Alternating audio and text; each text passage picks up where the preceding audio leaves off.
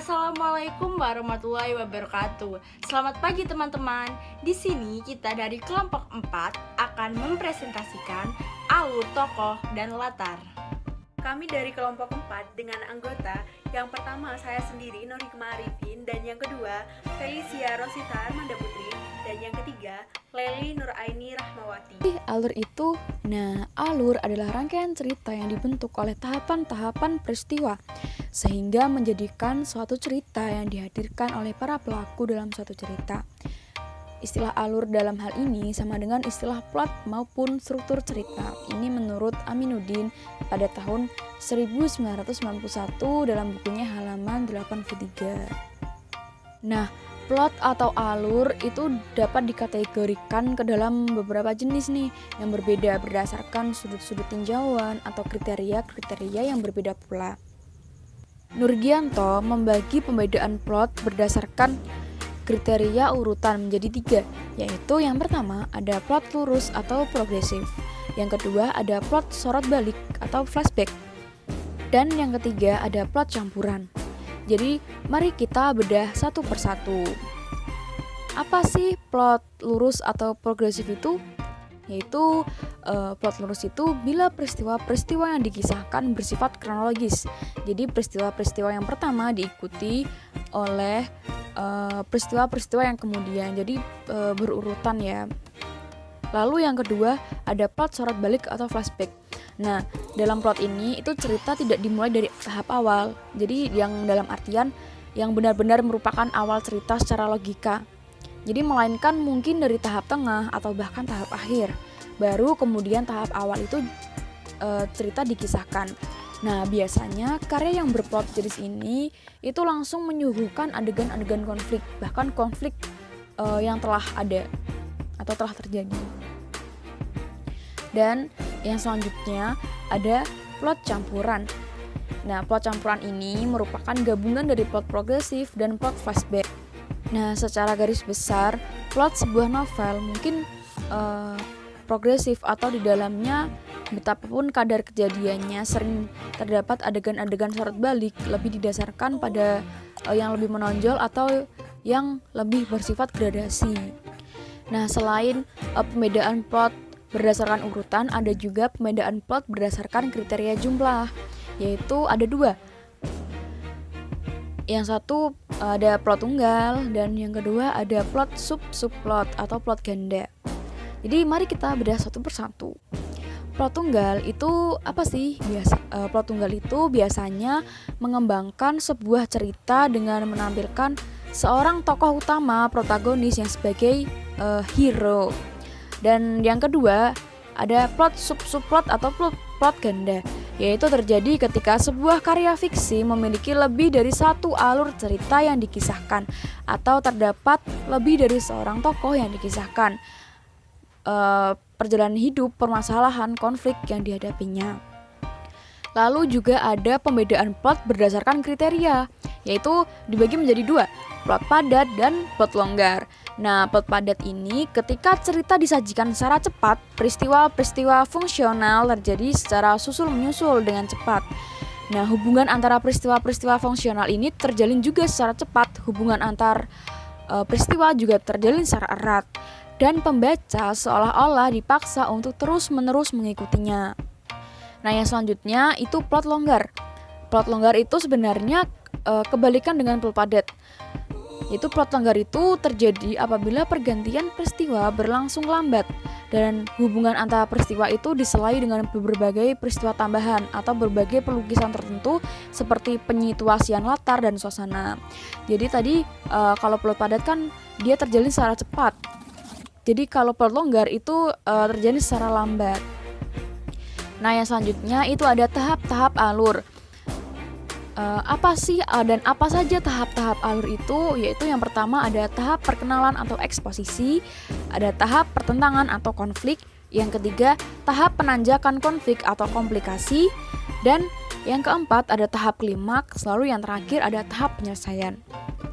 Yang pertama itu ada tahap perkenalan atau eksposisi. Pada tahap permulaan itu suatu cerita yang dimulai suatu kejadian tetapi belum ada ketegangan.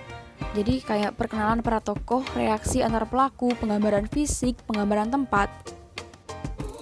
Lalu yang kedua itu ada tahap pertentangan atau konflik. Jadi tahap ini dimulai terjadi pertentangan antara pelaku-pelaku gitu.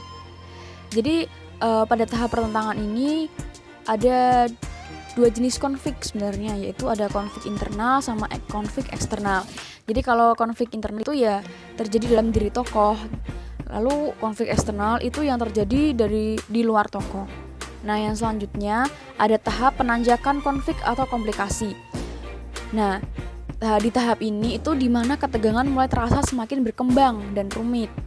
Lalu yang selanjutnya ada tahap klimaks. Tadi kan di tahap penanjakan konflik itu kan baru dimulai atau mulai terasa. Jadi di tahap klimaks ini di mana ketegangan itu sudah mulai memuncak. Lalu diakhiri dengan tahap penyelesaian. Yaitu tahap ini berakhir atau terjadi atau ini selalu terjadi di akhir cerita. Kita lanjut pada pembahasan kedua, tokoh dan penokohan. Tokoh cerita atau karakter menurut Abrams adalah orang-orang yang ditampilkan dalam suatu karya naratif atau drama yang oleh pembaca ditafsirkan memiliki kualitas moral dan cenderungan tertentu, seperti yang diekspresikan dalam ucapan dan apa yang dilakukan dalam tindakan. Nurgianto 2010 165. Lalu pembahasan selanjutnya ada latar. Latar atau setting disebut juga sebagai landas tumpu, menyerang pada pengertian tempat, hubungan waktu, dan lingkungan sosial tempat terjadinya peristiwa-peristiwa yang diceritakan. Abrams dalam Nurgiantoro 2000 halaman 216. Unsur pokok latar dibedakan menjadi latar tempat, waktu, dan suasana. Latar tempat merupakan lokasi atau tempat terjadinya peristiwa dalam suatu cerita. Lalu latar waktu yaitu latar yang berkaitan dengan ketika terjadinya peristiwa dalam cerita, baik dalam bentuk penanggalan, penyebutan peristiwa sejarah, penggambaran situasi malam, pagi, siang maupun sore. Lalu yang terakhir ada latar suasana, yaitu latar yang berhubungan dengan situasi atau kondisi ketika terjadi peristiwa dalam cerita. Nah, yang selanjutnya mari kita analisis cerpen.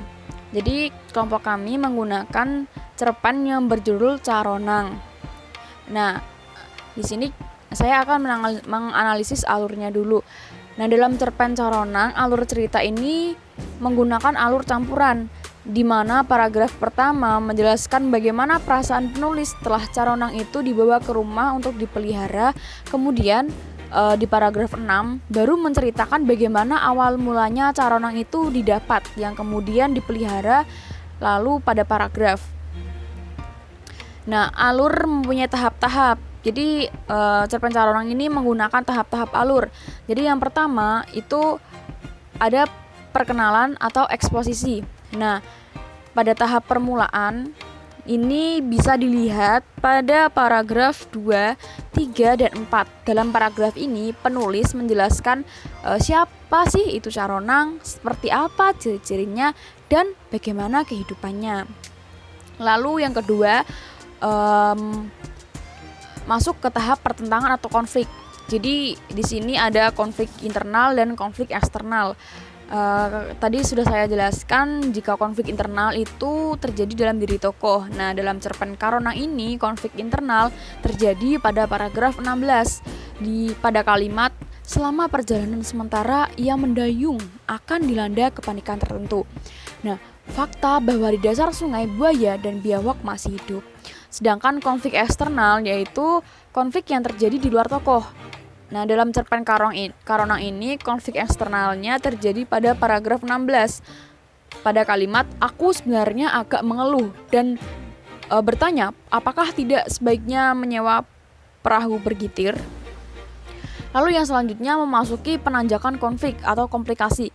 Nah, tahap ini kan tadi sudah saya jelaskan di mana tahap ketegangan itu mulai terasa semakin berkembang dan rumit kan. Nah, pada cerpen Caronang ini tahap komplikasinya terjadi pada paragraf 19 pada kata semalam Caronang itu bertengkar hebat dengan baby dan pagi-pagi benar bintang itu telah turun dari tempat tidur istriku. Debbie belum juga terbebas dari tidurnya sebelum senapan meletus dan mengakhiri hidupnya. Jadi sudah seperti yang kita baca di sini, konflik itu mulai ada ya, mulai terasa pada kalimat itu. Nah, yang selanjutnya itu tahap klimaks. Nah, tahap klimaks ini di mana ketegangan itu mulai memuncak. Jadi pada cerpen Karonang, tahap klimaks itu terjadi pada paragraf 22. Pada kalimat, di ujung malam aku mendengar suara-suara mencurigakan dan segera berpikir ada seorang pencuri. Selama itu, satu-satunya yang aku inginkan adalah pulang dan membunuh sendiri Caronang itu. Nah, di sini sudah terlihat pada ketika itu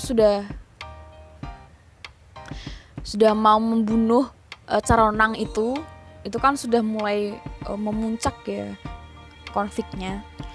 Nah, yang selanjutnya setelah klimaks, setelah konfliknya memuncak, jadi ada tahap penyelesaian atau tahap akhir cerita.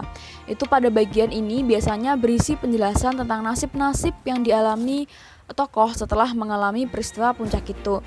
Nah, dalam cerpen ini Caronang tahap penyelesaiannya itu terdapat pada paragraf 21 yang berkata, maka setelah pemakaman polisi segera menahanku.